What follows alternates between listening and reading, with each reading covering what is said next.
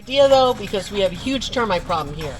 So, I didn't think your cousins was here. really big. Oh, if you look yesterday. up by the houses, you'll see those silver discs on the left and the right, and that's all for bait. Poison goes in the ground at all those spots. Where? I didn't Yeah. see it. You'll see them. They're everywhere. right there. Look, Oh, there those you right go. You see one right there, over there. So poison goes in the ground at all those spots now. So the rats are controlled.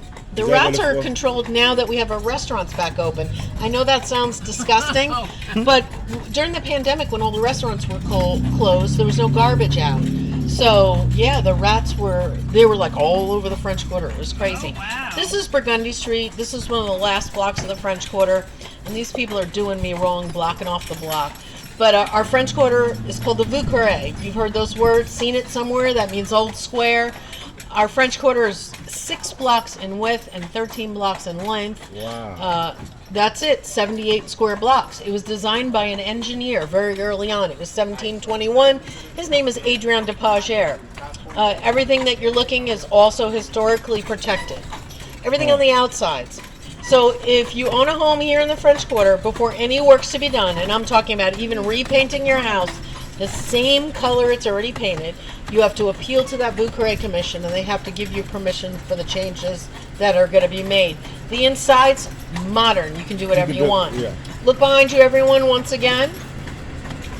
Oh. The back half of our gorgeous Armstrong Park, We went there. named after, yep. So Armstrong Park, named after Louis. Louis Armstrong, one of our founding fathers of jazz, or his nickname Satchmo. Yeah. And if you don't know where he got that nickname, the guy had a huge mouth. So at the time, they would call a man with a large mouth a satchel mouth, like a purse. Yeah. Wow. He also had a really unique way of signing all of his letters. If you find anything signed by him, it was signed red beans and rice yours. That was his favorite food.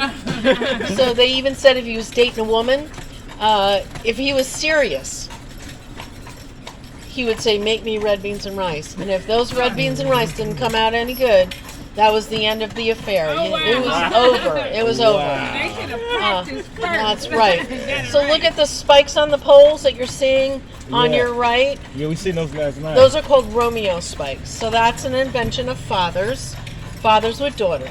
Yeah. So, you know, Oh, fathers so want they their could- daughters to have visitors Oh, only wow. way, Yeah, one yeah, way, yeah. and that's going to be through the front door. Yeah. So what they say is, if you climb up that pole as a Romeo, you're going down as a Juliet. Yeah.